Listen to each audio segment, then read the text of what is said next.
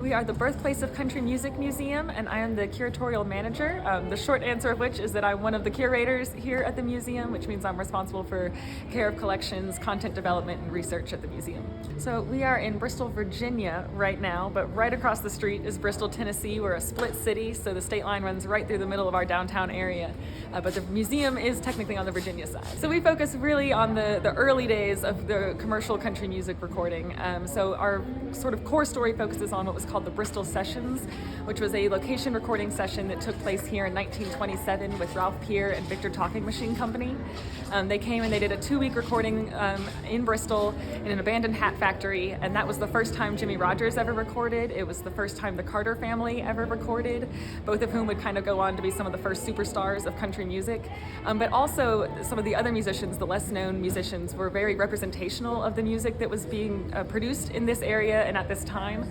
So even though we weren't the very first country music recordings, we're one of the best representations of what country music was going to become, especially as it became more commercialized. Country music is still very important and relevant today, and it started somewhere. And like I said, this is sort of the beginnings of that commercial side of it. So the music has been existing before even America, really, because it immigrated over here with different people, then sort of meshed and melded in the Appalachian region to create what we know of today as country music. But the recording process is sort of what we focus on, and how that began to be disseminated in the radio and became popularized across the country and outside of just the region. We have a lot of interactives. We're not just a static museum. We have a karaoke booth. We've got a lot of videos. You can mix your own music because, like I said, the technology of how they recorded is a big part of our story, and so we talk a lot about that. We talk about the importance of radio. We have a live active radio station that broadcasts right out of the museum, so you can watch the DJs at work, and if you get lucky, you might even see a live band in the booth recording for the radio.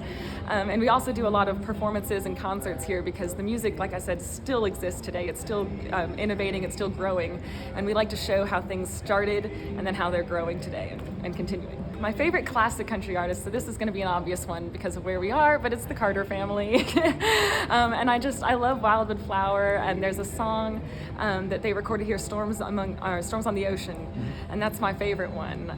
But I also like, of course, The Circle Be Unbroken, and a lot of people don't know this, but one of my favorite sort of fun facts for the younger generation is the Cups song that came out in Pitch Perfect, that Anna Kendrick's character sings as her audition to join the a cappella group in Pitch Perfect. That song is actually a Carter family song too.